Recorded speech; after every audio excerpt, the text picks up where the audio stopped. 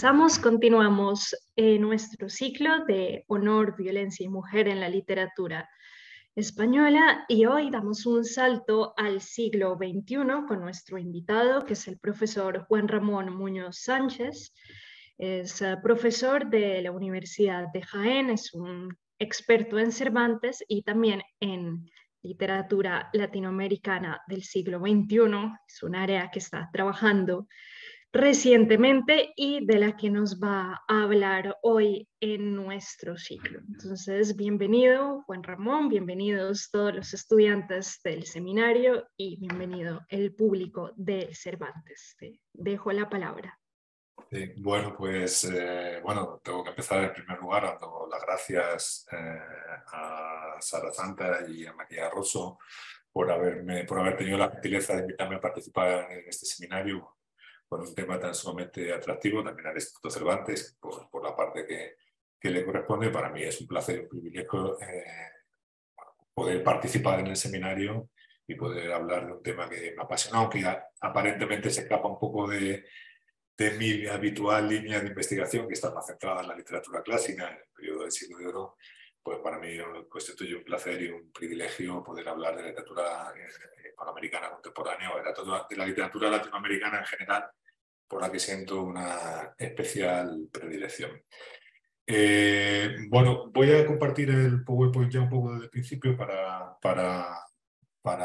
ir comentando un poco los temas de los que voy a hablar, ¿vale?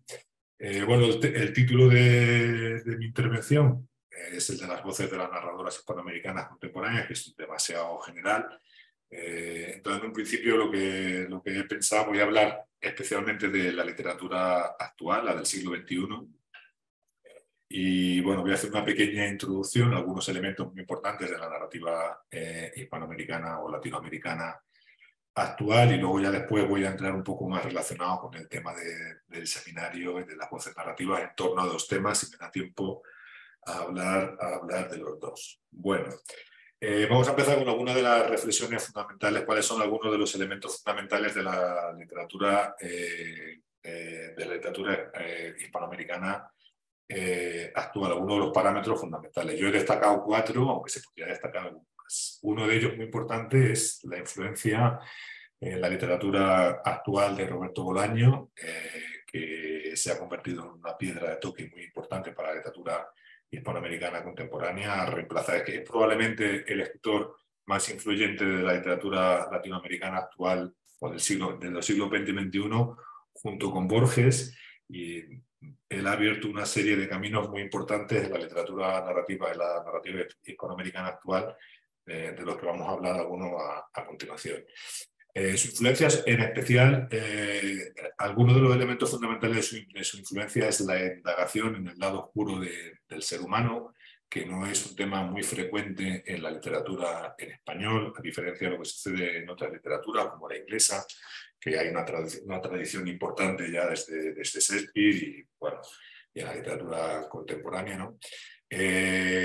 En la literatura marginal, es decir, la que se mueve un poco en los márgenes. Marginal no significa necesariamente, significa sobre todo que no forma parte del establishment o que no está en el centro del establishment. No me refiero exactamente a una condición social, sino a una posición con respecto a la sociedad, ¿vale? Y también la contracultura, que desempeña un papel muy importante. Quizá el elemento más importante que ha puesto encima de la mesa Bolaño y que, bueno, de alguna manera rebate algunas de las cuestiones más importantes que ha pasado a lo largo del siglo XX en la literatura hispanoamericana, es la constatación de esta complicidad permanente que él observa entre civilización y barbarie, y que ha tratado en algunos temas. Es decir, no hay una separación, sino que se retroalimentan la una a la otra, hasta el punto de que los narradores actuales están en efecto examinando el lado siniestro de la realidad latinoamericana, los puntos ciegos donde confluyen las artes y el mal, la cultura y la abyección, la arquitectura y la muerte, la civilización moderna y sus ansiedades patológicas, y además están constatando que la realidad latinoamericana, la política, la económica, la social, la medioambiental, es antes que mágica o maravillosa, como se ha tenido a ver en otros momentos, es gótica y siniestra.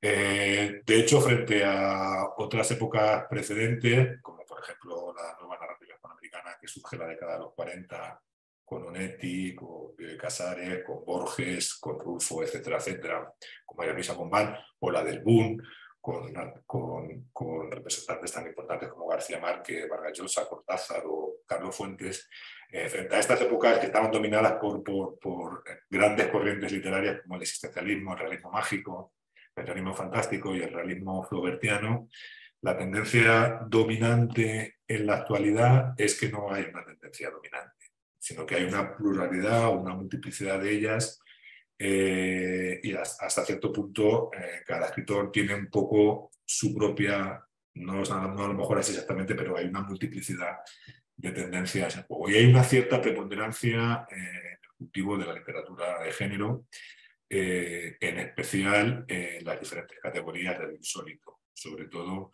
la literatura fantástica, la literatura de terror y lo que se ha llamado un género nuevo que se llama la literatura de lo inusual. Otro aspecto muy importante, estos dos están íntimamente relacionados entre sí, otro aspecto muy importante de la literatura latinoamericana del siglo XXI es la irrupción de las voces femeninas y la importancia, la legitimidad que han conseguido y la importancia mayúscula que tienen en la literatura actual, hasta el punto de que algunos de los escritores más famosos de la actualidad latinoamericana son escritoras que no es que sea una novedad absoluta, pero sí la cantidad es una novedad extraordinaria. También el triunfo de las industrias culturales, principalmente los grandes conglomerados editoriales, que son a través de los cuales para tener publicidad, lo veremos con un poco más de detenimiento, pero para alcanzar la dimensión latinoamericana, los escritores, las escritoras tienen que publicar en los grandes conglomerados y no es muy difícil que sean conocidos de unos países a otros. La feria, los festivales, los premios, etcétera, etcétera. De hecho, voy a hablar un poquito de estos tres textos, voy a hablar un poco de lo que comenta Elsa Drucharov en este libro tan importante que se llama Los prisioneros de la torre, luego voy a hablar un poco de lo que comenta Ana Gallego Cuiñas en estas dos obras, y finalmente voy a hablar de un artículo que aparece en esta revista, que es una revista importante dentro del ámbito hispanoamericano. Perdón. Elsa Drucharov, en este libro de Los prisioneros de la torre, que se publicó en 2011, estudia lo que ella denomina, está un poco centrado en la narrativa argentina, pero tiene una dimensión, se pueden trasladar, muchos de los resultados a los que ella llega se pueden trasladar a la literatura latinoamericana en conjunto. Elsa Drucharov comenta que, bueno, en este libro que habla de lo que ella llama la nueva narrativa argentina, la narrativa argentina contemporánea, es un libro que se publicó en 2011, establece dos grandes generaciones de lo que se llama la nueva narrativa argentina, que sería una narrativa que se desarrolla a posteriori de la dictadura de Videla, que se desarrolló entre 1976 y 1982-83. Ella dice que hay dos grandes generaciones, en la actualidad se podría sumar probablemente otra. Ella dice que la primera generación es la de los nacidos en la década de los 60 del siglo pasado, que más o menos empezaron a publicar alrededor de los 90, que hoy estarían en plena madurez, estarían acaparando un poco el campo literario actual, que empezaron a publicar sus obras principalmente en una colección muy importante que se llamó Biblioteca Sur, de la editorial Planeta, dirigida por Juan Front, y son sobre todo, en este primer momento, son todavía sobre todo principalmente escritores, porque aún en este periodo la literatura escrita por mujeres continuaba sin ser tomada en serio y publicada, a pesar de haber excelentes narradoras en esta primera generación, como Patricia Suárez, Claudia Piñero, Leila Guerriero, Paula Barsaski, Alejandra Laurenzi, Pia Bouzas, Patricia Rato, María Negroni, etcétera, etcétera. Ella establece que los textos fundacionales de esta primera generación son Historia Argentina de Rodrigo Fresán y Memoria Falsa de Ignacio Apolo, y comenta que en general esta primera generación, esta gran primera generación estaría un poco, tendría como hito político muy importante, son un poco los adolescentes de la dictadura, que vivieron de alguna manera el hito político traumático es la guerra de las Malvinas, que enfrentó a Argentina con Reino Unido, ¿no? Dice que se trata de una narrativa muy distinta a la de la generación anterior, que era un poco la protagonizada por Piglia, Manuel Puig, José Saer, etcétera, etcétera, ¿no? Protagonizada habitualmente por personajes, dice que son una narrativa muy distinta, protagonizada habitualmente por personajes apáticos, desorientados, paralizados por el asombro, y que de alguna manera los llama los personajes leves. Luego habla de una segunda generación de escritores, que en la que me voy a centrar yo, principalmente, que son los nacidos en la década de los 70 del siglo pasado, que empezaron a publicar a comienzos del siglo XXI. En esta ocasión, Elsa Drucarol ya establece que de esta generación lo más visible son justamente las escritoras. Dice que alcanzan una legitimidad que no habían alcanzado en las generaciones anteriores, una publicidad a través de la publicación muy importante, y van a acaparar de alguna manera el mercado, ¿no? Y ella habla de 32 escritoras que se podrían, 32 escritoras argentinas, pero esto es extensible prácticamente a la mayor parte de los países hispanoamericanos. Y ella habla de escritoras como Mariana Enríquez, María Gainza, María Docampo, Paula Olosarac, Gabriela Cabezón Cámara, Fernanda García Lao, Ariana Harwick, Samantha Schweblin, Selva Armada, etcétera, etcétera, ¿no? Establece que los libros generacionales, los libros nacionales de esta segunda generación serían justamente dos novelas. Bueno, una novela y un libro de cuentos publicado por dos escritoras de este periodo. Una sería la novela Bajar es lo peor, de Mariana Enríquez, que se publicó en 1995, y el otro sería un libro de cuentos, El núcleo del disturbio, del que hablaremos un poco a continuación, de Samantha Schweblin.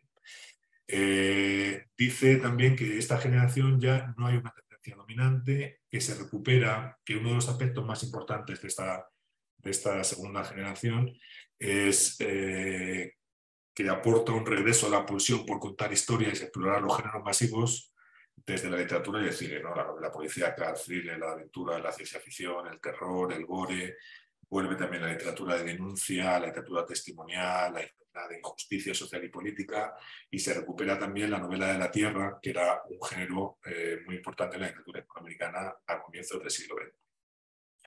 Ana Gallego Cuñas, por su parte, en estas dos obras, tanto en las novelas argentinas del siglo XXI como Novísimas, que tienen un alcance más latinoamericano, establece también que el sello diferenciador o más importante de la narrativa latinoamericana del siglo XXI, lo que ella considera la novísima literatura latinoamericana del siglo XXI, que es la escrita ya a partir del año 2000, considera como algo esencial la evolución masiva y reveladora de mujeres escritoras y de poéticas feministas.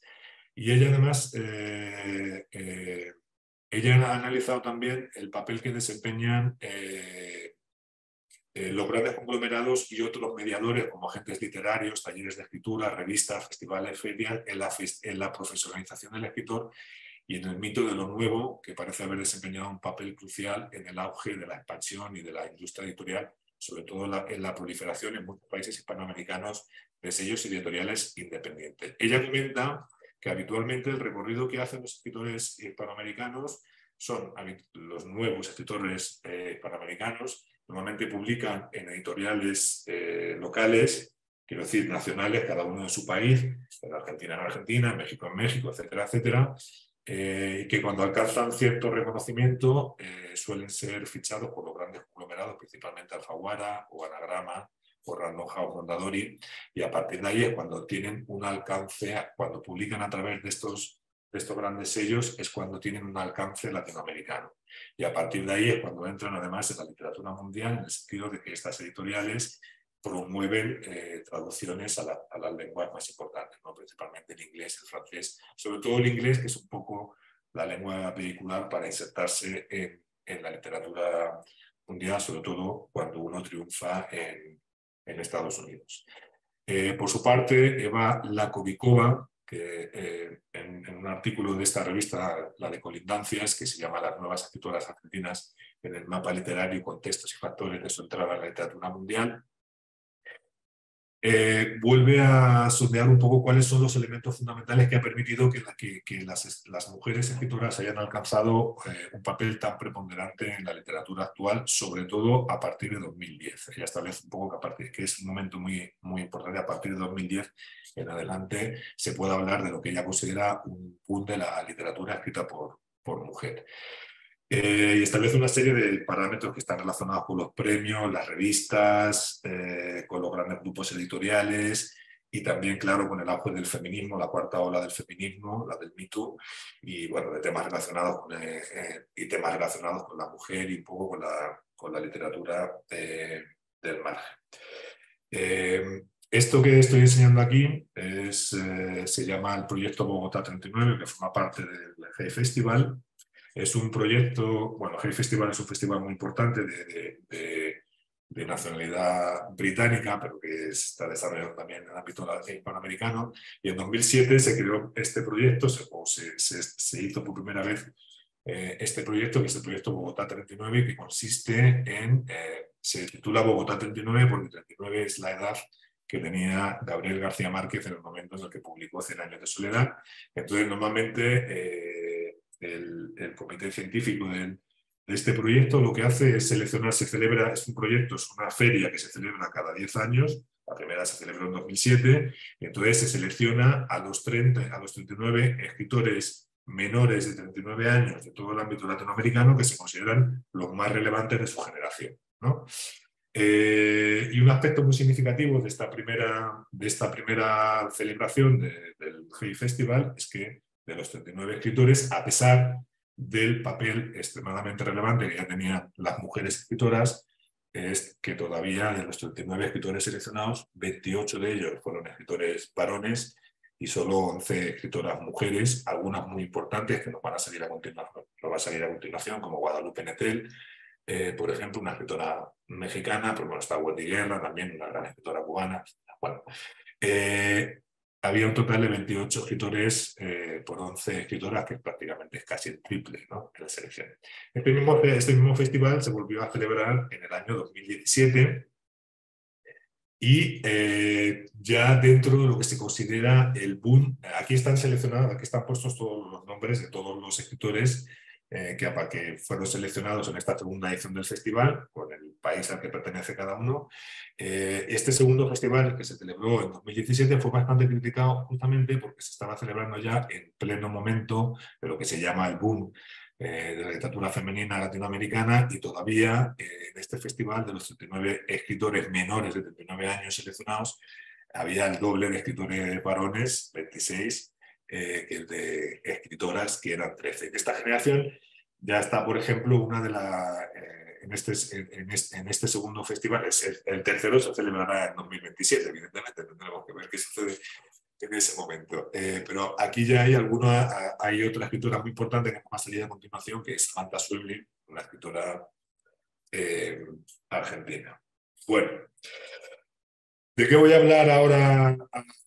Después de hacer un poco este pequeño repaso de la influencia de Roberto Bolaño, sobre todo la indagación del lado oscuro del ser humano, de ver un poco que no hay una tendencia dominante en la literatura latinoamericana actual, sino más bien una pluralidad de tendencias, y de que la mujer escritora ha desempeñado un papel de primera magnitud en la literatura hispanoamericana actual. Me voy a centrar en una serie de textos que abordan un tema, bueno, voy a centrarme en un grupo de escritoras que abordan un tema muy significativo en la literatura actual, como es la violencia de género, los feminicidios, los abusos, etcétera, etcétera, que he titulado El cuerpo ultrajado. Esta imagen que estamos viendo aquí es una fotografía de una artista argentina que se llama Liliana Maresca, murió en 1994, es una artista así un poco global que hizo, bueno, fue muy polémica en su día porque ella utilizaba siempre como campo de experimentación y de expresión el cuerpo, sobre todo el cuerpo femenino.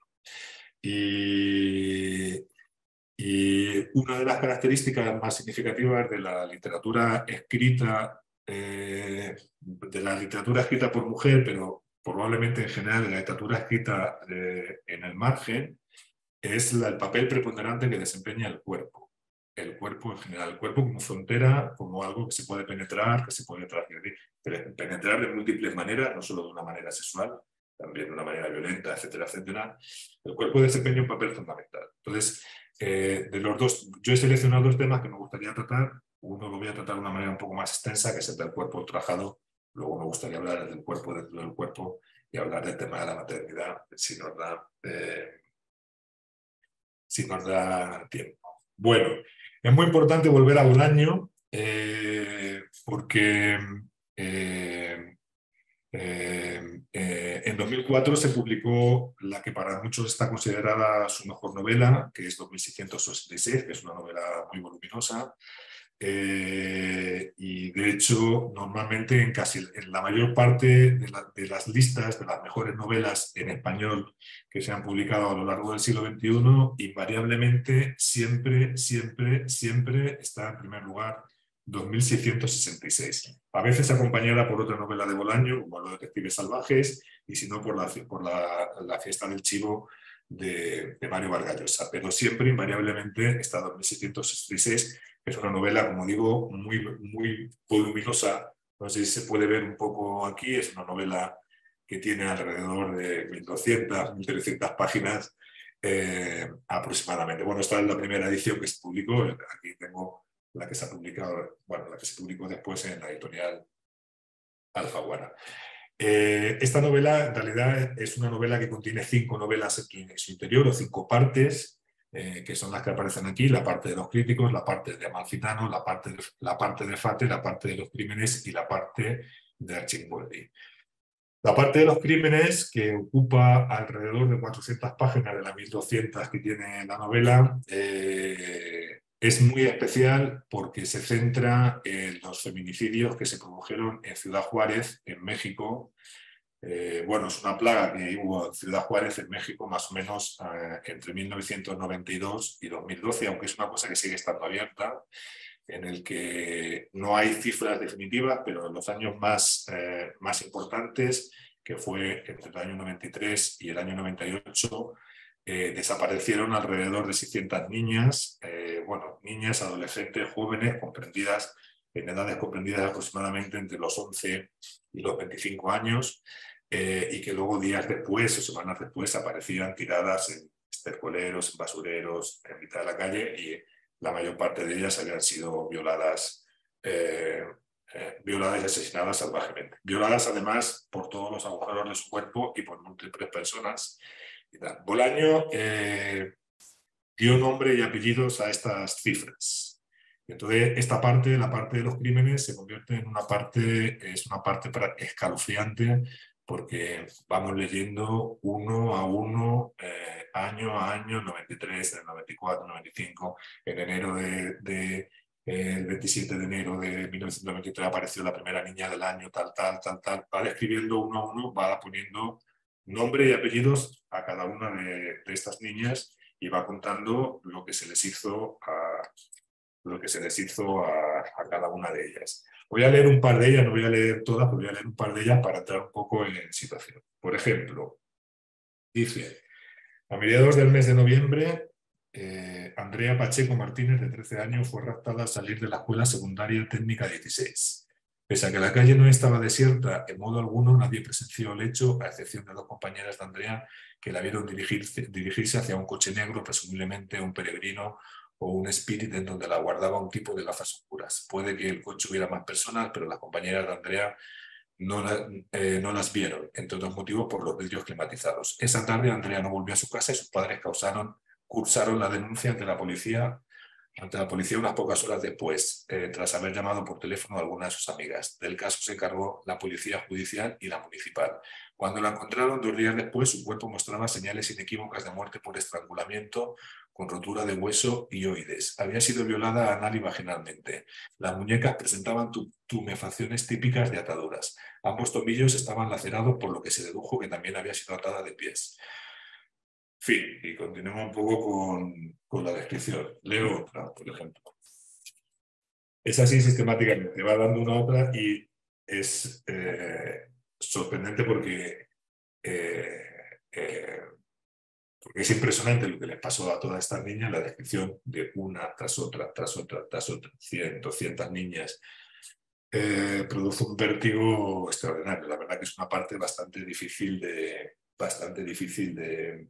leer en general. Dice, por ejemplo, leo otra y es muy importante el papel que desempeña Bolaño, porque el tema del feminicidio, que no era inexistente en la literatura latinoamericana anterior a la publicación de 2666, era un tema completamente menor. Apenas había tenido, o sea, había aparecido en determinadas novelas, pero era un tema no habitualmente tratado. Sin embargo, desde la publicación de esta parte de 2666 es un tema que se aborda principalmente por escritoras, que se aborda con cierta regularidad, ¿no? Por ejemplo, una novela anterior a Roberto Bolaño que trata un tema del feminicidio, pero que lo trata de una manera totalmente distinta, es, por ejemplo, El túnel de Ernesto Sábato, en el cual se cuenta el crimen que comete el protagonista, Juan Pablo Castel, que mata a María Iribarne, pero no pasa por ser una novela.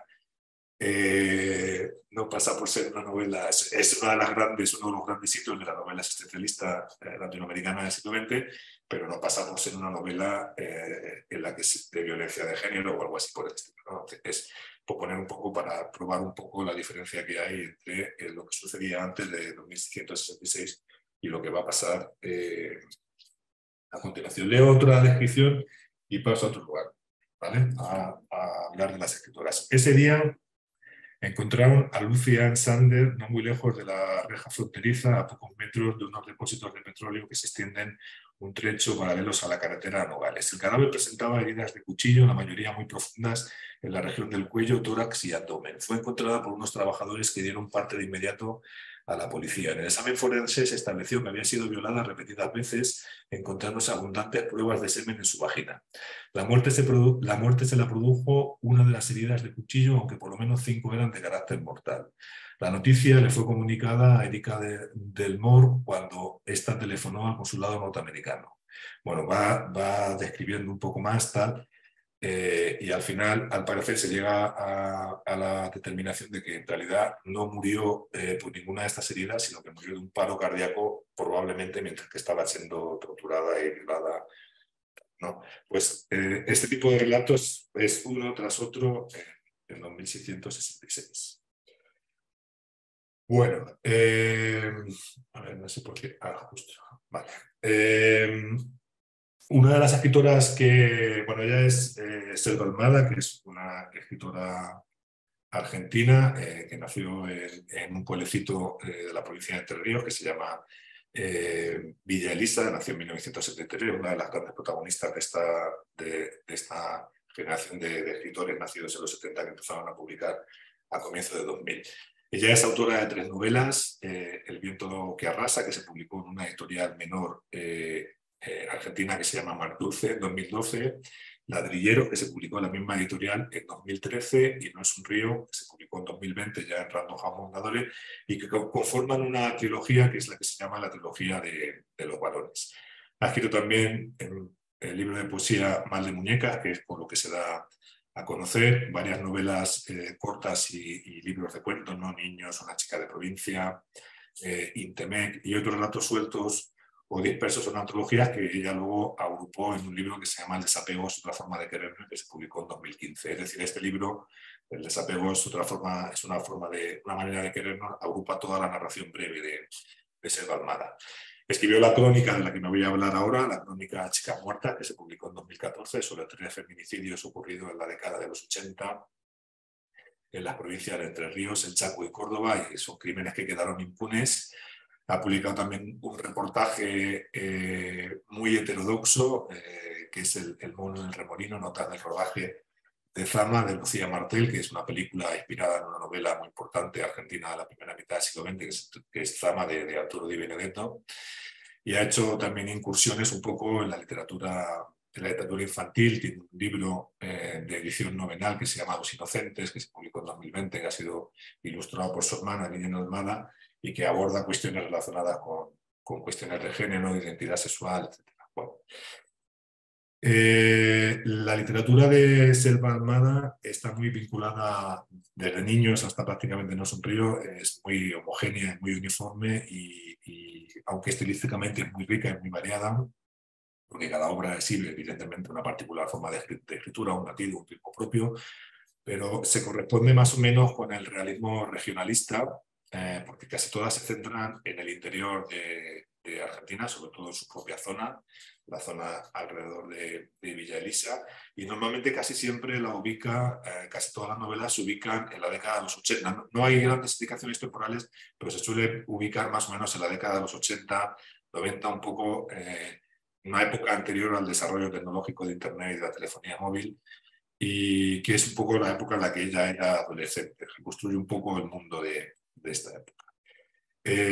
Chicas Muertas, como he dicho, es una crónica de no ficción, es un libro de no ficción en el cual ella reconstruye 3 casos muy famosos de cuando ella era adolescente, que sucedieron bien en el pueblo donde ella era o cerca del pueblo donde ella era, ¿no? Y el que inicia un poco el relato es el de Andrea Dani, que ocurrió el 16 de noviembre de 1986 en Villa Elisa, que es el pueblo natal de Selva Almada. Andrea tenía solamente, es una cita del texto, tenía 19 años, era rubia, linda, de ojos claros, estaba de novia y estudiaba profesorado de psicología. La asesinaron de una puñalada en el corazón. Es un caso extraordinario porque esta niña murió dentro de su casa.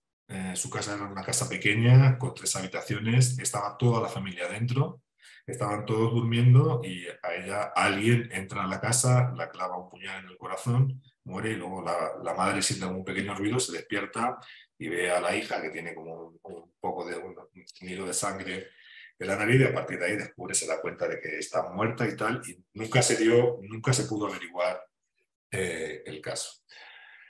Ella recuerda especialmente el día en el que sucedió este asesinato, de hecho recrea un poco lo que ella estaba haciendo ese día. Antes de este asesinato ocurrió otro, el de María Luisa Quevedo, que ocurrió el 8 de diciembre de 1983, en una ciudad más o menos cercana, es una ciudad que se llama Presidencia Roque Sarpeña, el nombre es un poco raro, pero se llama así, que está en la provincia del Chaco. María Luisa Quevedo tenía 15 años y fue asesinada, desapareció el 8 de diciembre, que era un viernes, pero un jueves, apareció el 11, que era un domingo, y era el primer día, tenía solo 15 años, era el primer día que iba a trabajar, empezaba a trabajar, iba a trabajar en hacer la limpieza de una casa, y desapareció, y bueno, apareció luego 3 días después, su cuerpo había sido violado y estrangulado, y apareció en un baldío. Como en el caso anterior, nadie fue procesado por el asesinato. Y un tercer caso que cuenta, que sucedió un poco tiempo después, es el de Sarita Mundín, una muchacha de 20 años que desaparece el 12 de marzo de 1988 y cuyos restos aparecieron varios meses después, el 29 de diciembre de ese mismo año, en una zona completamente distinta, a orillas del río Calamuchita, en la ciudad de Villanueva, también en la provincia de Córdoba. Este caso es un caso curioso porque lo que se recupera de ella es prácticamente su esqueleto. Ya no le quedaba ninguna parte del cuerpo, no le quedaba el esqueleto. Entonces, en ese momento, cuando se descubre el cadáver que se asocia con Sarita Mundín, no existían todavía las pruebas de ADN. Mucho tiempo después, ya a finales de los 90, a principios del año, a comienzos del siglo XXI, se hicieron unas pruebas de ADN entre la hermana de Sarita y los restos encontrados, y se llegó a la conclusión de que esos restos no se corresponden con los de Sarita Mundín. De tal manera que los restos que se encontraron pertenecen a otra mujer distinta y Sarita Mundín está completamente desaparecida. Probablemente murió, su cuerpo ha desaparecido completamente sin dejar rastro. Estos tres crímenes vertebran un poco el relato de Selva Almada, que es este libro que tengo aquí a mi lado. Es un libro de 150, 160 páginas aproximadamente y tal. Pero esto constituye un poco el núcleo de la crónica. Ella reconstruye un poco la historia, reconstruye lo que pasó el último día de cada una de las 3 niñas, se ha entrevistado con familiares de las 3 niñas, con periodistas, con gente que estuvo llevando el caso, para intentar, sobre todo para ponerlo un poco en el candelero, ahora que en efecto, porque como ella dice, en los años 80 nadie hablaba ni de violencia de género, y por supuesto nadie conocía el término feminicidio, ¿no? A pesar de que era una cuestión bastante común, ¿no? Entonces, al hilo de estos 3 casos, ella cuenta otros muchos más, otros muchos casos más a los que da nombre, y también además cuenta experiencias propias vinculadas a ella o relatos que le contaron a ella. Así, por ejemplo, dice que el mismo año en el que se produce el asesinato de Andrea Dane, desaparecieron cerca de donde ella, en Villalisa o los alrededores, las siguientes niñas que desaparecieron y luego fueron encontradas muertas, y la mayor parte de ellas son asesinatos sin resolver, ¿no? María Soledad Morales, Gladys McDonald, Elena Arreche, Adriana Ecelia Barreda, Liliana Tallarico, Ana Fuccini, Sandra Reitier, Carolina Aló, Natalia Melman, Fabiana Gandiaga, María Marta Gracia Beslunce, Marela Martínez, Paulina Legos, Nora Dalmaso y Rosana Galeano, ¿no? Veis una cantidad impresionante. A lo largo del libro, perdón, a lo largo del libro va contando algunos casos importantes. Por ejemplo, voy a leer uno, ¿no? Aparte de los de ellas tres, cuenta otros muchos más. Dice, por ejemplo, ella había entrevistado a un chico que había tenido contacto con Andrea Dane, y dice que es un chico que vivía en un pueblo distinto, pero que había estado viviendo una temporada en el suyo. Y bueno, él explica, por ejemplo, le explica a ella, dice, los muchachos tenían una costumbre, un juego, no sé cómo llamarlo, me cuenta. Le decían hacer un becerro. Marcaban a una chica, siempre de clase baja, uno del grupo le hacía el novio, la seguía en la calle, le decía cosas, la seducía. Esto se hacía entre semana, no podía llevar muchos días porque el becerro se hacía el fin de semana. La conquista tenía que ser rápida. Una vez que la muchacha cedía, venía la invitación al baile del sábado. Primero a tomar algo en la confitería, después un paseíto en el auto, nunca llegaban al baile. El auto se desviaba para el balneario, para algún lugar solitario, allí esperaba el resto de la barra y la chica tenía que pasar por todos. Mejor dicho, se la pasaban de mano en mano. Después le daban plata para que se quedara en el molde. Y él decía, yo acá en Chajarí nunca había escuchado nada por el estilo, aunque hace mucho tiempo. Y dice, Zucco se refiere, y habla de un caso en particular, y dice, Zucco se refiere al asesinato de Alejandra Martínez, una chica de 17 años que desapareció una madrugada de 1988.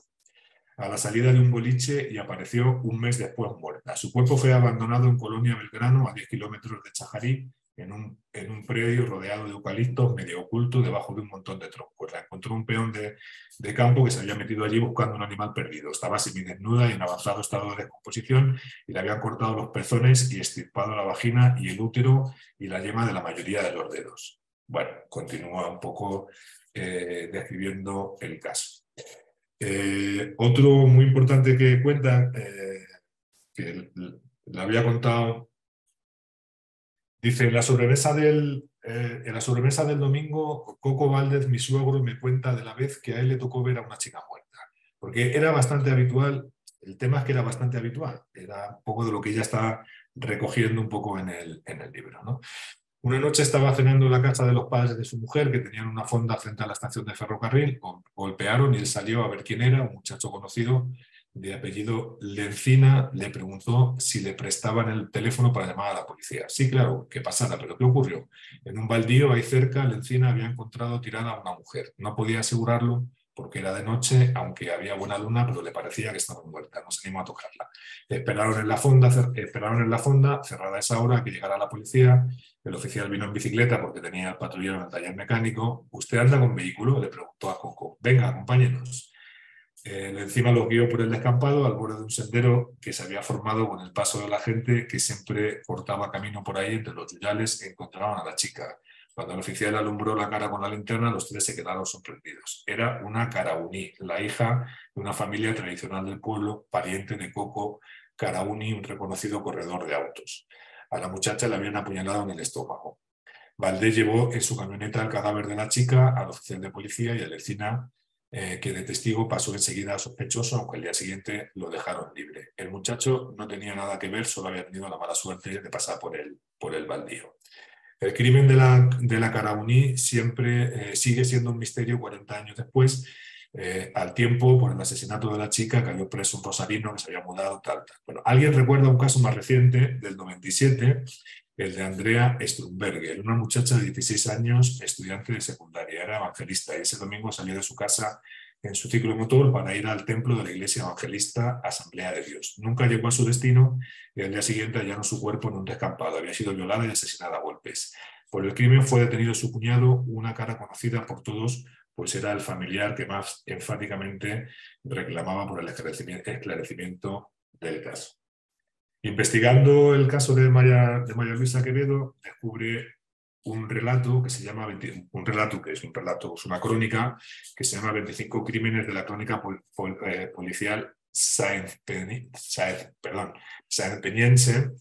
en la que se cuentan 25 crímenes. Y uno de ellos es el de Rosa, que lo leo. Dice: Rosa era hija de polacos, deportista y empleada en una tienda. La ideal, esas grandes tiendas que vendían de todo: ropa, zapatos, vestidos de novia, cortes de tela, blanquería para la dama, el niño y el caballero. Como capitana del equipo femenino de vóley, había ganado un puñado de medallas y trofeos provinciales y nacionales. La foto que ilustra la crónica la muestra en un viaje con sus compañeras de equipo. Era una muchacha hermosa, robusta y saludable. En el mismo club de su gloria deportiva conoció a quien sería primero su amante y enseguida su asesino. ¿Cuál? Un muchacho oriundo de Paraguay que entró a trabajar en el bar del club. La atracción fue inmediata. Ella un poco cauta, tímida. Él arrollador, insistente, pegajoso, como el olor de los azahares que siembran las calles de su patria. Empezaron a noviar, aunque los padres de ella se oponían a la relación. Rosa estaba dispuesta a todo, nunca había estado así de enamorada, nunca nadie le había susurrado esas palabras dulces al oído, nunca se había sentido tan mujer y tan deseada como sobre esa cama de pensión donde se revolcaba con Juan cada vez que se escapaba de su casa. Sin embargo, no pasó mucho tiempo hasta que su novio se mostrara tal cual era: un macho posesivo, celoso, violento. Rosa, enamorada, y todo, era una mujer de carácter. La capitana del equipo femenino de vóley se sobrepuso a la novia ilusionada y cortó la relación. Por supuesto, Juan no se lo tomó con calma. A los ruegos y juramentos apasionados siguieron las amenazas y una carta publicada en el diario del pueblo contando hasta el último detalle sus relaciones amorosas con la muchacha. Un equivalente a los vídeos que más de 50 años después suben a internet los amantes despechados. La exposición pública de la intimidad de una mujer. Seguramente Rosa había creído que más lejos no podía llegar, que no había nada peor para una chica como ella, decente, trabajadora, que ser desnudada y violentada por esa carta. Habrá pensado que si había sobrevivido al escarnio público de su exnovio, él ya no tenía otras armas para doblegarla. Se acostumbró a vivir acechada. Allí donde fuera, en algún momento se lo topaba. Abandonado, se había vuelto un borracho y había perdido su trabajo. Así que no solo la perseguían, sino que cuando se la cruzaba, la insultaba a los gritos, las palabras trabadas por el vino siempre ofensivas. Por precaución, trataba de no andar nunca sola. Su madre la acompañaba todos los días al trabajo, la iba a buscar a la salida. Una mañana iban las dos del brazo, lo vieron en una esquina, pero ya estaban acostumbradas y que siguieron caminando, indiferentes, erguidas, con paso rápido. Tan decididas a ignorarlo que habrá sido una sorpresa, la mano en el hombro de Rosa, desde atrás, girándola a los ojos enrojecidos de Juan, como suplicando de nuevo, la misma mano atrayéndola hacia él, la otra clavándole el puñal, ella cayendo, los dos cayendo sobre la vereda, él apuñalando una y otra vez, la madre de ella gritando, corriendo en busca de ayuda, Rosa mirándolo fijo, todavía sin entender, tardando en morirse. Él encima de ella, metiendo y sacando el cuchillo. Ella debajo de él, como en la cama de la pensión. Él todo salpicado de sangre, no aguantando la mirada de los ojos claros de Rosa.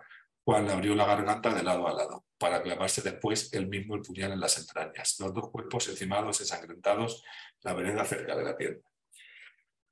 Bueno, en fin, hay varios casos más que cuenta, pero ya digo que lo más importante es lo que reconstruye son los de estos tres.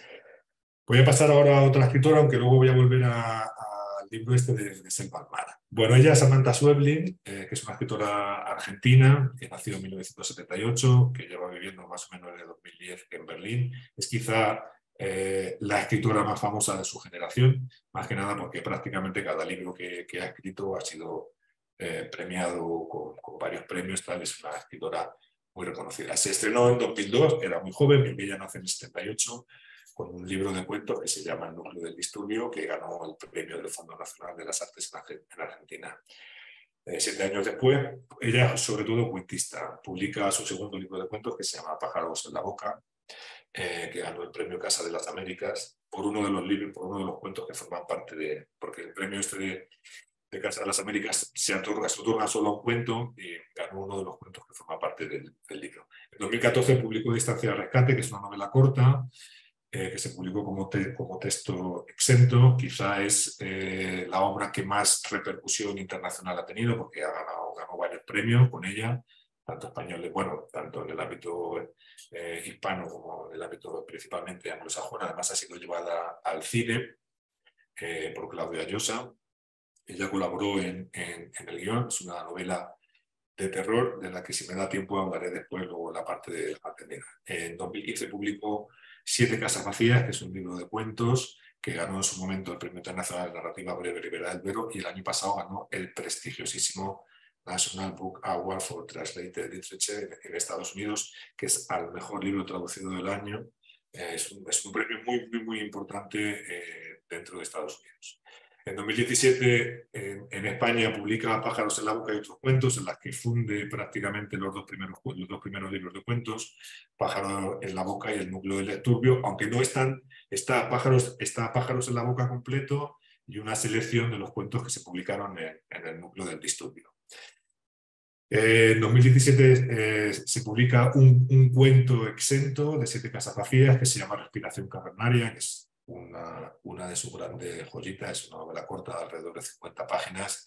Se publicó en una edición exenta muy bonita, con ilustraciones de Duna Ronaldo, y en 2018 publicó la que hasta ahora es su última obra literaria, su primera incursión en la novela extensa, que es una novela que se llama Kentucky's, que es como una especie de distopía, ¿no? Que ganó el premio Mangarach en 2020 y el premio ILA en literatura en 2021. Samantha Schweblin trabaja sobre todo con la literatura fantástica, al estilo un poco de la tradición rioplatense, más cerca de Cortázar que de Borges o de otros escritores, y también ha hecho incursiones en lo que se llama la literatura de la narrativa de lo inusual, que, bueno, es una variante que está ahí un poco en el filo, se mueve un poco en el filo entre lo posible y lo imposible. Dentro del primer libro de cuentos, El núcleo del disturbio, que, como he puesto aquí, consta de 12 relatos, dentro de este libro de cuentos hay uno de ellos que se llama La pesada valija de Benavides, que es el último de ellos, que la verdad que es un cuento extremadamente sorprendente, que versa justamente sobre un feminicidio. Vamos a leer el primer fragmento y luego cuento un poco lo que sucede. Este es el inicio del cuento. Bueno, se ha hecho una versión cinematográfica, es el cartel que hay aquí. Se hizo en esta película. Ya no participo, a diferencia de lo que pasó en Distancia de Rescate. El inicio del cuento dice así: se regresa al cuarto con una valija resistente, forrada en cuero marrón, se apoya sobre 4 ruedas y ofrece con elegancia su valija a la altura de las rodillas. No se arrepiente de sus acciones, cree que las puñaladas sobre su mujer son justas y de quedar algo de vida en ese cuerpo terminará el trabajo sin culpa. Lo que sabe Benavides, porque así es la vida, es que pocos comprenderían las razones del asesinato.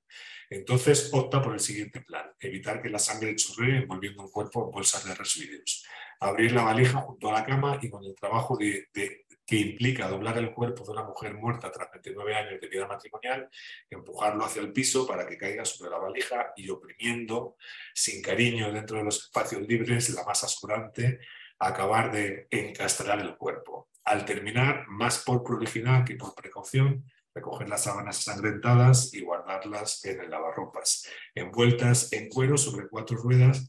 Ahora vencidas, el peso de la mujer no disminuye en absoluto, y aunque Benavides es pequeño, debe agacharse un poco para alcanzar la manija. Postura que no ayuda en gracia ni en practicidad, y poco colabora en la aceleración del trámite. Pero él, hombre organizado, en pocas horas está en la calle, en la noche, avanzando pasos cortos y valija atrás hacia la casa del doctor Corrales. Es decir, ha matado a su mujer y la ha metido dentro de una maleta, la ha encajado dentro de una maleta, entonces va a visitar al doctor Corrales, que es su psiquiatra. ¿Qué sucede con el doctor Corrales? Que cuando llega a la casa, porque el cuento es verdaderamente sorprendente, cuando llega a la casa del doctor Corrales, el doctor no lo puede atender durante la primera noche porque había invitado en la casa, entonces él se queda, se despierta al día siguiente, no recuerda muy bien dónde está, hasta que se sitúa, no recuerda dónde ha dejado la maleta y tal, intenta entrevistarse con el doctor y no, el problema es que no encuentra la maleta y resulta que la maleta la tienen en el garaje de la casa, intenta hablar con el doctor y él está como muy temeroso de lo que ha hecho, no se atreve a contarle que ha matado a su mujer y entonces están en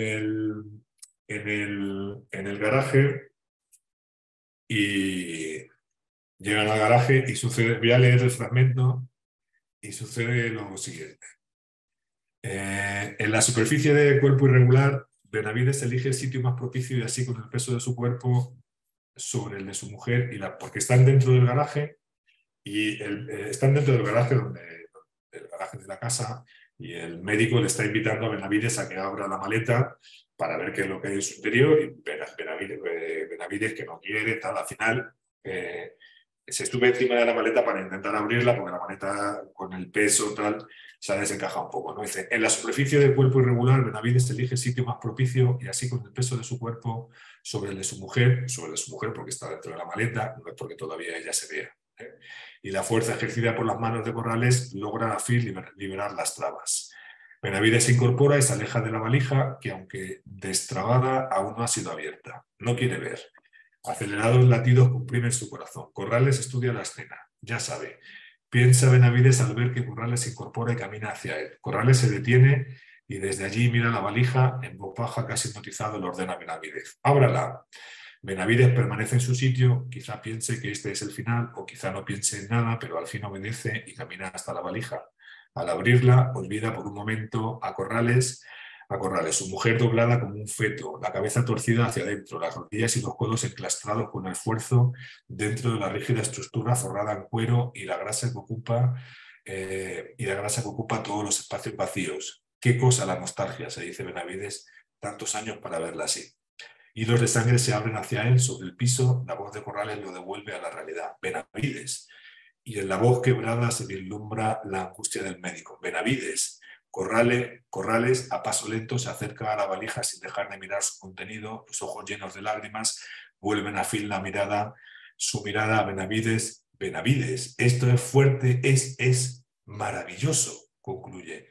En la duda, Benavides permanece en silencio, vuelve a mirar el contenido de su valija, pero lo que encuentra allí es lo que hay, su mujer, morada. Maravilloso, repite Corrales, negando, mirando un momento la valija, otro a Benavides, como si te alcanzara a creer que Benavides pudiera hacer algo semejante por sí mismo. Es usted un genio. Pensar que yo lo menospreciaba. Benavides, un genio. A ver, déjeme despabilarme. No es un poco lo que usted planea en este caso tal. Lo toma como si fuera una obra de arte, como si lo que hubiera hecho es una obra de arte. Entonces, el doctor, en adelante, entra en contacto con un amigo suyo que se llama Don Orio, que es un especialista en ferias de arte, y organizan una exposición en el garaje para mostrar la maleta con el cuerpo de la mujer muerta, y viene gente de Buenos Aires, de varios lugares, a ver la inauguración de la exposición, ¿no? El cuento es sorprendente por el giro radical que experimenta cuando uno se supone que el doctor va a acusar a Benavides por haber cometido un feminicidio. Lo que hacen de alguna manera toda la sociedad es salvar, no solo salvar al asesino, sino considerar que lo que ha hecho es como una especie de obra de arte, ¿no? El texto es extraordinario un poco por el giro que hace. Recuperando un momento, si me paso de ver a Sara, ¿vale? Cuando tengas que cortar, me dices, porque a lo mejor se me va un poco de las manos, ¿vale? Bueno, recuperando un momento el libro de Chicas Muertas, hay un momento determinado en el que Selva Almada comenta lo siguiente. Dice, cuando hablábamos de la esposa del carnicero López, sus hijas iban a mi escuela. Ella lo denunció, la mujer lo denunció por violación. Hacía tiempo que además de golpearla la abusaba sexualmente. A mis 12 años esa noticia me había impactado muchísimo, dice Selva Almada. Esto es real, no es ficción. Dice, ¿cómo podía ser que el marido la violara? Los violadores siempre eran hombres desconocidos que agarraban a una mujer y se la llevaban a algún descampado o que entraban en su casa forzando una puerta. Desde chica nos enseñaban que no debíamos hablar con extraños y que debíamos cuidarnos del sátiro. El sátiro era una entidad tan mágica como la de los primeros años de la infancia, la solapa o el viejo de la bolsa. Era el que podía violarte si andabas a solas, a deshora o si te aventurabas por sitios desolados. El que podía aparecer de golpe y arrastrarte hacia alguna obra en construcción. Nunca nos dijeron que podía violarte tu marido, tu papá, tu hermano, tu primo, tu vecino, tu abuelo, tu maestro, un varón en el que depositaras todas tus confianzas. Pues bien, María Fernanda Ampuero, que es una escritora ecuatoriana, que nació en Guayaquil en 1976. En el último libro de cuentos, bueno, voy a centrarme en el último cuento, el último libro que ha escrito, que es Sacrificio Humano. Pero bueno, ella es autora de 4 libros, 2 de ellos es de literatura testimonial, que es lo que aprendí en la peluquería y permiso de residencia. Son 2, bueno, primero es una colección de artículos y de crónicas, las de sus experiencias como migrante en España, donde trabajo en Madrid, donde trabajo en una peluquería, y allí, bueno, cuenta historias que en realidad la mayor parte de los artículos versan sobre su situación, pero también sobre otras mujeres que le cuentan un poco la situación en la que se encuentran, y aborda en muchas ocasiones bueno, la situación actual de la mujer y el machismo. Luego publicó un segundo libro. Ella fue migrante en España, también en México, ahora en la actualidad vive de nuevo en Ecuador, y publicó un segundo libro más personal que se llama Permiso de Residencia, que es también un libro testimonial en el que ella cuenta parte de su propia experiencia, pero reproduce también el de otras mujeres migrantes en España. Son 2 libros bastante fuertes, los 2 cuentan experiencias que son... Y su primera incursión en el campo de la ficción se produjo en 2018 con Pelea de Gallos, que es un libro de cuentos, bueno, en el que habla un poco de la situación, un poco de denuncia social de la situación en la que se está viviendo en la actualidad en Ecuador, y su segundo libro de cuentos, que se publicó en 2021, Sacrificios Humanos, ¿no? Estos son los cuentos esta es la portada del libro de cuentos, que quedó finalista, un premio importante en España. Estos son los cuentos que aparecen en este libro. 3 de ellos, Pietà, Edith y Lorena, versan sobre cuestiones relacionadas con la violencia de género, con feminicidios, tal. Pietà es muy interesante porque está contado de la perspectiva, es una criada, una mucama, que se llama en el libro. El cuento es muy interesante porque está contado de la perspectiva de la criada que va a trabajar a una casa, y entonces es una casa de ricos, y ella tiene un hijo que tiene problemas, ella tiene un hijo propio que tiene problemas mentales, pero que tiene una edad parecida al niño que está cuidando en la casa de los ricos, y establece varias comparaciones, ¿no? Entonces, el niño de la familia rica, que la desprecia sistemáticamente, ella lo ve como algo normal porque es que el chico no tiene la culpa de que la insulte, tal, es que se pone nervioso, tal. Lo estás culpando todo el tiempo, ¿no? Hasta que un día el niño, cuando ya ha crecido, se presenta en la casa con la que era su novia en ese momento, a la que ha matado a golpes, está dentro del coche, y cuando ella se percata de que ha matado a la novia, vuelve a culparlo y tal, es que el pobre lo está pasando muy mal, él en realidad no es mala persona, tal. Y el cuento termina con que está dispuesta a culpar a su propio hijo del asesinato para salvar al hijo de la familia para la que está trabajando, ¿no? Y en Edith y Lorena, en Edith cuenta principalmente son los abusos que un padre viola delante de la madre sistemáticamente a 2 hijas que tiene, que son adolescentes, tal, hasta que un día la madre un poco reacciona y el padre la mata. Son cuentos bastante duros en general. Y Lorena es un cuento muy especial porque está directamente vinculado con esto que acabo de leer de Selva Almada, que son con las violaciones dentro del matrimonio, ¿no? En este cuento cuenta la situación de nunca se menciona el lugar de origen, pero es una mujer inmigrante que está viviendo en Estados Unidos, que un día conoce en una fiesta, a través de una amiga, conoce a un militar estadounidense con el que tiene relaciones sexuales, son relaciones sexuales plenamente satisfactorias. Ella se enamora perdidamente de él, se supone que él está perdidamente enamorado de ella, hasta que un día se casan. Los primeros compases del matrimonio son idílicos, hasta que todo cambia un día, ¿no? Y ella cuenta lo siguiente. Dice, cuando una se levanta por la mañana, nunca sabe que ese día va a ser el día en el que tu vida se va a la mierda. El día uno de todo lo demás. Si al menos se supiera, si estuviera encerrado en rojo como los días santos, podríamos participarnos, alegrarnos, protegernos. Los días se suceden a las noches y en medio de esa danza vieja, como el tiempo, en la casa de una mujer se mete la oscuridad. Yo lavo los platos, él bebe. Se me ocurre decirle que bajo un poco el ritmo, que lleva como 10 latas de cerveza bebidas en una hora. Se levanta del sofá, me estrella contra la pared y me escupe. Me dice que yo soy una estúpida latina y que una estúpida latina no le va a decir a él cuánta cerveza se puede tomar. Después agita una de las latas, la abre y la esparce por toda la cocina que yo acabé de limpiar.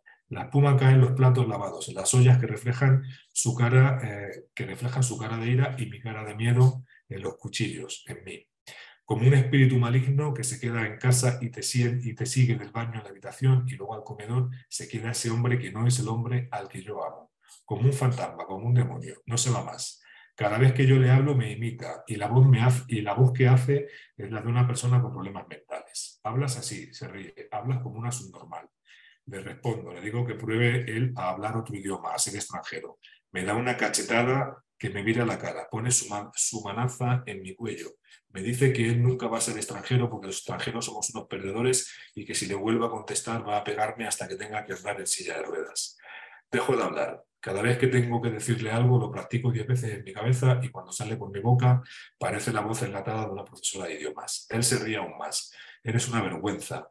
Dice, pareces un animal amaestrado y eres fea, feísima. ¿Cómo me fui a casar contigo? Si no fuera por mí, dice, andaría pendiéndote por la calle como todas las putas latinas en este país. Voy a hacer que te deporten. No eres nada, eres basura. El hombre que me dice esas cosas en el salón viene a mi cama a dormir conmigo, con 10 o 12 o 20 cervezas dentro. Lo único que quiere es hacerme daño. Una mujer que juró amar a alguien ante sus amigos y ante Dios no debería lavar las sábanas ensangrentadas de la cama matrimonial después de que su esposo le rompa sus orificios. Una mujer enamorada no debería tener que desinfectar heridas íntimas. Una mujer no debería llorar de miedo cada vez que su hombre se mete en la cama. Está siempre tan borracho. Al llegar del trabajo lo encuentro en el sofá con las latas de cerveza vacías. Su cara de gringo hermoso se ha convertido en una cara trastornada de ojos verdes, una cara que si te apareciera en un callejón te parecería de terror. El callejón es mi cocina y el atacante lleva un anillo con mi nombre grabado en él. No digo nada a nadie, no quiero que me odien, no quiero que odien a John, no quiero que me compadezca, no quiero ser una divorciada porque me han dicho siempre que una divorciada es una pecadora. Tampoco quiero que llegue a oídos de mi familia que soy una de esas mujeres de las que he escuchado tantas veces, las que tienen maridos alcohólicos y violentos y aguantan las palizas porque aunque pegue, aunque mate, marido es. Las que tras las gafas negras dicen me caí, las que explican una y otra vez, aunque nadie les pregunte, que el marido está bajo mucha presión. Ninguna recién casada con su vestido de volantes y sus flores en el pelo cree que va a ser una de esas mujeres que dan que hablar, de esas sobre las que las otras comentan, entrecerrando los ojos y negando con la cabeza, de aquellas cuyos nombres fueron reemplazados por la golpeada, la violada, la abusada, la asesinada. Ninguna recién casada cree que va a ser otra cosa que feliz. John me pega en la calle. Salimos del supermercado con las compras y nos cruzamos con un hombre. Él enloquece, dice que le he coqueteado, que cómo es posible que sea tan puta, que merezco que me mate, que fantasea con dispararme en el estómago y verme caer en cámara lenta al asfalto, con arrancarme el corazón mientras aún estoy viva y mostrármelo y comérselo. La gente en el parqueadero lo ve y lo escucha. Las palabras zorra, puerca, asquerosa, sucia, flotan en nuestro alrededor como flechas de neón. Él, un hombre inmenso, me da un puñetazo en la cara y me tira al suelo. Nadie se acerca, nadie dice nada. Sube al carro o te atropello, puta, me dice. Casi todas las noches de verano hay fútbol. Él ha bebido como siempre. Bueno, voy a la parte final. Entran dentro de la habitación. Se levantan las sábanas y me arranca el calzón. Pues, le digo que no, otra vez que no. Le digo, por favor, John, por favor. Y él se mete dentro de mí como un taladro encendido. No sé cuánto dura, pero el dolor me abre la carne como si me estuviera penetrando con fuego. Salgo de mi cuerpo para sobrevolarnos a las dos allá abajo, mujer y hombre, esposa y esposo, violada y violador, y pienso que ya no debería haber eso, que nadie debería ser eso. Perdón, que yo no debería haber eso, que nadie debería haber eso. Se duerme, sangrando y chorreando su leche entre las piernas, me levanto. Camino a la cocina y en la oscuridad lo veo, brillando como la estrella de Belén, enseñándome el camino. Lo agarro fuerte del mango y vuelvo a la habitación. Se supone que ella lo va a matar luego después de lo que Eh, bueno, es este cuento, como los otros dos, son muy interesantes porque justo está dando la imagen de cómo hasta cierto punto, incluso cuando suceden estos casos, son las propias mujeres, como ya está diciendo, no quiero ser una de estas, que es la violada, la maltratada, la tal, no sé qué, porque se difama a las mujeres, incluso cuando les sucede esto, en lugar de a su marido o a los hombres que se lo han ocasionado, ¿no? Es bastante fuerte. No sé si me queda algo más de tiempo para... Y hablo de la última... ¿Sí? ¿No? Vamos un poco sobre el tiempo, pero Vale. podríamos cerrar Bueno, para hablando de lo cerrar, último, redondeando y los vale, otros para temas cerrar con igual un en el poco... diálogo podríamos incluirlos. Vale, para cerrar con un poco de halo de esperanza, bueno, me gustaría hablar de Mariana Enrique. No voy a presentar, no la voy a presentar a ella porque es bastante extenso su producción, pero sí quiero hablar un poco de la... Perdón. Bueno, estos son los libros de cuentos de Mariana Enrique, pero... eh, eh, mm, eh, La producción no voy a hablar de todo esto, pero me quiero centrar en un cuento de ella, que es este de aquí, es Las cosas que perdimos en el fuego, que forma parte de este libro de cuentos. Voy a hacer un poco, porque ella es muy interesante por los temas que toca, y voy a cerrar un poco con este cuento y lo dejo, ¿vale? La producción literaria de Mariana Enrique refugia sobre todo, es muy importante, su literatura, que ella trabaja con el género de terror casi siempre, terror muy clásico, uno de sus grandes, el terror un poco de la Semana Bronte de Mary Shelley, el terror un poco, bueno, desde la Semana Bronte y Mary Shelley hasta Stephen King, ¿no? Pero es muy interesante porque ella, por lo que cuenta, por cómo utiliza el género de terror para hablar de la realidad social argentina. De hecho, su producción literaria refugia por su compromiso y denuncia social, por mostrar la cara oculta del poder y la política, por visibilizar las injusticias y las indefensiones, por ser muy sensible a la situación de las clases marginales, suprimidas, condenadas, pero sin ser dogmática, tendenciosa e ideológica. Especialmente sensible a temas relacionados con la niñez, la adolescencia, la juventud y sus complejas problemáticas, con el crecimiento y el cambio de etapa o fase vital, el difícil, intenso y en ocasiones luego camino a la maduración, con los traumas infantiles, los abusos, los maltratos, las primeras decepciones, con temas como la anorexia, las autolesiones, bueno, también con el descubrimiento de la amistad, el amor, el sexo, el deseo, con las primeras experiencias de la vida, ¿no? Eh, Ella ha dado mucha visibilidad a través, sobre todo de los cuentos, a toda una serie de traumas infantiles, de violencia, de niños que desaparecen, de trata de blancas, de niños que desaparecen por tráfico de órganos, tal. La verdad que los cuentos son duros, pero me quiero centrar en el último cuento, de las cosas que perdimos en el fuego, porque este cuento es muy especial, es el último que cierra el libro este, Las cosas que perdimos en el fuego, que es un libro de cuentos. El título del libro de cuentos es un endecasílabo. En este cuento, el punto de partida son tres feminicidios también. Son, bueno, tres intentos de asesinato por parte de maridos o de parejas a sus mujeres. En cada uno de ellos, el móvil es siempre exactamente, o sea, el móvil es siempre exactamente el mismo. Aprovechando que la mujer está durmiendo o está en la cama, el marido la rocía en alcohol y la prende fuego. Entonces, el resultado, casi siempre mueren, pero hay una de ellas que no fallece, cuenta varios casos. Se trata de un relato de ficción, ¿eh? Y cuenta el caso de una que está deformada, describe cómo tiene la cara completamente quemada y tal, que va en el metro, pide en el metro y tal, y siempre cuenta su caso, ¿no?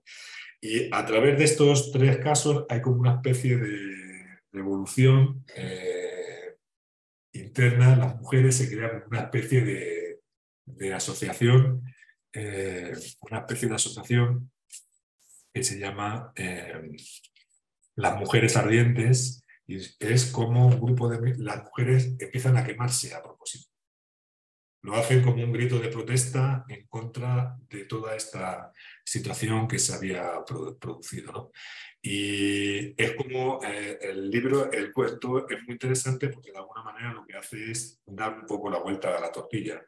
Es decir, es como, a ver si lo sé explicar bien, porque el cuento es, el final, el cuento es positivo en el sentido este de que finalmente son las mujeres las que deciden deciden no inmolarse porque se queman, son tratadas tal, y es poner delante de la sociedad, hacer claramente consciente a la sociedad de aquello que está sufriendo, que no es una cosa nueva, porque ahora las queman con alcohol, pero como se dice en el libro, a las mujeres las llevan quemando desde hace 400 años, porque se está quemando a las mujeres por ser brujas, etcétera, etcétera, ¿no? Y el cuento pone encima de la mesa, bueno, es como que a través de estas propias mujeres que se autoqueman, se está denunciando un tema delante de la sociedad. El cuento es un poco, aunque no lo he sabido contar bien, el cuento es un poco, pues, bueno, me quedo un poco con el segundo tema, que no voy a poder hablar de él, que era el tema de la maternidad, pero lo dejo aquí, lo cierro aquí, ¿vale? Con este cuento de Mariana Enríquez, que no lo he contado muy bien, pero vale. Bien, pues Dejo muchas de compartir. gracias. Bueno, Dime. no, nada, era por si dejaba de compartir o bueno.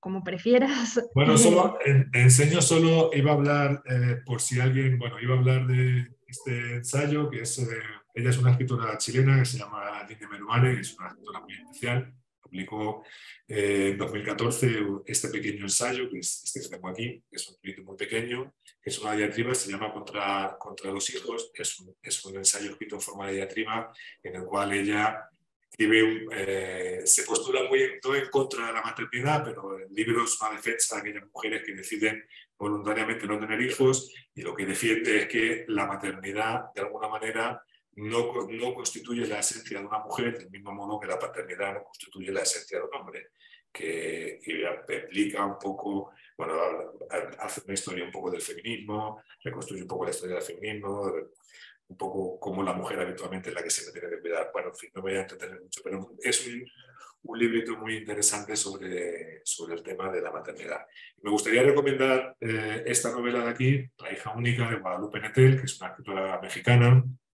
Es su última novela, que publicó en 2020, y es una novela muy, muy interesante. Versa también, el tema principal es el tema de la maternidad. Se cuenta a través de hay tres protagonistas femeninas destacadas, cada una de ellas representa un modelo de maternidad, y en torno a la obra se reflexiona sobre el tema, nunca con dogmatismo, por supuesto. Es una novela bastante buena y tiene un final bastante sorprendente. Y bueno, se habla un poco, se trata todo el tema de la maternidad, la presión social que reciben las mujeres para tener hijos, de si no tienes un hijo, como no te terminas de completar nunca, etcétera, etcétera. Y es una novela muy interesante. Pero bueno, con esto lo cierro. Era por mencionar un poco. Iba a hablar también de más textos, pero sobre todo de estos dos relacionados con el tema de la maternidad, que son muy, muy, muy interesantes los dos.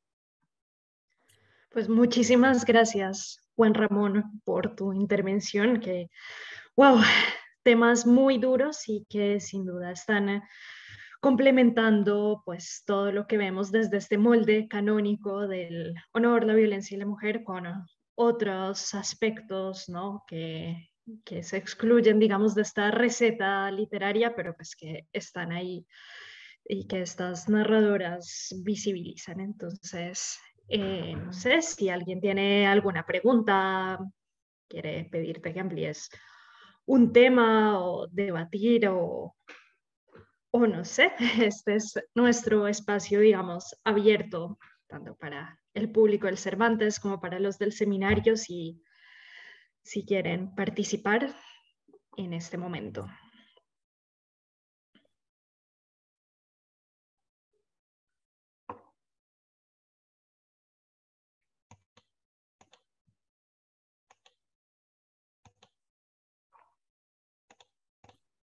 En Zoom esta parte a veces se hace un poco menos fluida la participación, pero yo tengo una pregunta para ti, Juan Ramón, que es, ¿tú ves como en estas autoras que nos presentaste como una intención digamos, que las reunirías, las englobarías en una intención, digamos, de denunciar a través de visibilizar esto o es un grupo heterogéneo o Yo cómo creo lo que es ves? un grupo heterogéneo. Uh -huh.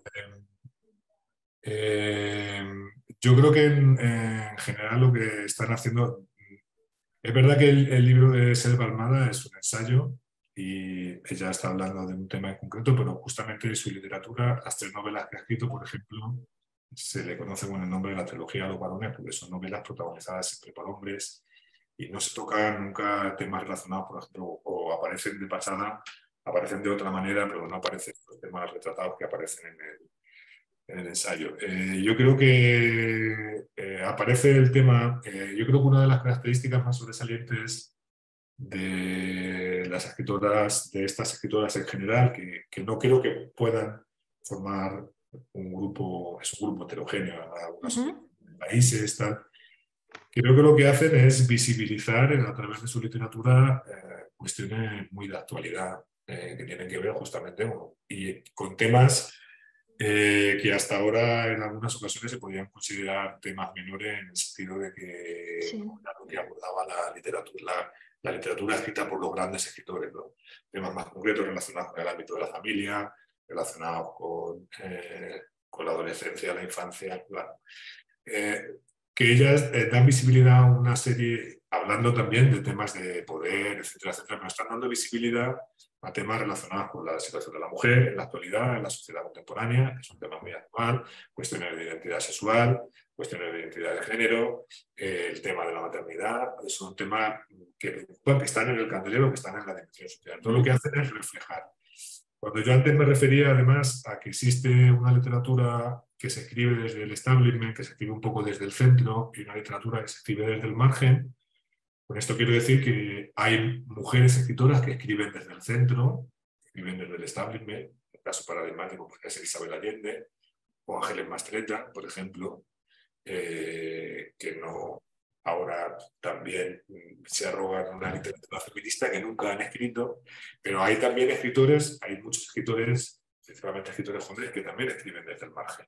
Quiero decir que yo me he centrado en las mujeres escritoras porque ahora es lo más visible, pero creo que estos temas que ya están tocando, hay también una serie de escritores varones que también los tocan, que es una especie de novedad un poco literaria a veces, ¿no? Hay un cuento, por ejemplo, de André Neumann que es muy interesante. Hay una novela muy famosa de Alejandro Zambra que se llama Poeta chileno, que fue un gran éxito literario, se publicó contemporánea de la novela de Guadalupe Rentel, la hija única, en la que él está hablando del tema de la paternidad. El protagonista es un chico que tiene una relación con otra chica, se separan y luego se vuelven a unir después. Cuando ella se vuelve a unir después, ella está embarazada. Al principio él piensa que el hijo es suyo, pero ella le confiesa que el hijo es de otro. Entonces muchas de las reflexiones del protagonista es cómo tiene que tratar él a su hijo, a ese que no es su hijo biológico y tal. Y también está tocando el tema de la paternidad. Son temas que son poco habituales, no sé, en la novela de García Márquez no se toca, o en la novela de Vargas Llosa tampoco se toca este tipo de temas. Quiero decir que hay una novela como escrita un poco desde el centro, una literatura escrita un poco más desde el margen, pero no creo que en general a estas escritoras se la puedan meter en un grupo homogéneo porque son muy distintas entre sí, tocan géneros muy distintos. Lo que pasa que se hermana su literatura en el sentido de que las problemáticas que tocan, los conflictos que tocan, pues tienen que ver en muchas cosas. No siempre son estos temas. Claro, claro. Pero, pero, pero a veces los tocan y entonces pues tienen un lazo de unión en el sentido ese de que están aportando. Y lo tocan además, otra cosa muy sorprendente es que no tienen pelos en la lengua, Sí. hablan muy directamente, hablan muy directamente de todos estos temas. Y su literatura a veces es bastante dura. La realidad que reflejan es bastante dura, ¿no? Entonces, en ese sentido, bueno, a mí me resulta extremadamente interesante. Creo que son... Y algunas de ellas tienen una calidad literaria extraordinaria. A mí me parece que Samantha Schweblin, Guadalupe Nettel, por ejemplo, Samantha Schweblin y Mariana Enríquez son escritoras extraordinarias. Mariana Enríquez, por ejemplo, una novela que publicó, ganó el premio Raleigh, Nuestra parte de noche, que es un novelón de casi 700 páginas, está siendo un acontecimiento literario mundial en su traducción En español no ha sido, ahora se acaba de traducir al inglés. En Estados Unidos está teniendo un éxito fulgurante, en francés, tanto en Canadá como en Francia, ha ganado varios premios. Está consiguiendo una visibilidad extraordinaria. Puede convertirse en el nuevo Roberto Bolaño, algo por el estilo. Además, esta novela es bastante generacional, puede pasar un poco como los detectives salvajes. Ok, súper interesante esto y más que habíamos tratado como, aunque tangencialmente, con la regenta, el tema de la marginalidad de la mujer o la exclusión directamente de la mujer que escribe y pues ver este fenómeno es bastante interesante. Y bueno, y este tratamiento que le dan a estos temas y a estas realidades sociales. ¿Alguien más se anima a aprovechar que tenemos acá al profesor Muñoz Sánchez con estos temas más actuales que nuestro molde clásico que hemos venido rastreando? Pido disculpas de todos modos por si acaso cuando estaba leyendo a veces hablo un poco rápido, teniendo en No, cuenta no, se ha entendido perfectamente. los fragmentos así que he leído, que había seleccionado un poco de la lectura, sino Se ha entendido, no te preocupes que se ha entendido muy, muy bien. Bueno, pues si no hay más preguntas, nos quedamos con estos temas, con las sugerencias de lecturas, con el tema de maternidad, que es sin duda un tema pues muy, muy actual y de darle la vuelta a muchos discursos bueno, que se han anclado me enfocan en la además el cultura y tema de la que maternidad. está bien. El tema de la maternidad también se enfoca desde múltiples puntos de vista. Quiero decir que justamente la riqueza que tienen estos libros, por ejemplo, en esta novela de aquí, de Samantha Schweblin, en Distancia de Ujú, Rescate, que es una novela de terror, la sensación de angustia, de pánico, es una novela compleja, pero la sensación de angustia, de pánico viene por una madre que es lo que hoy en día se llama los padres sobreprotectores, se les llama padres helicóptero.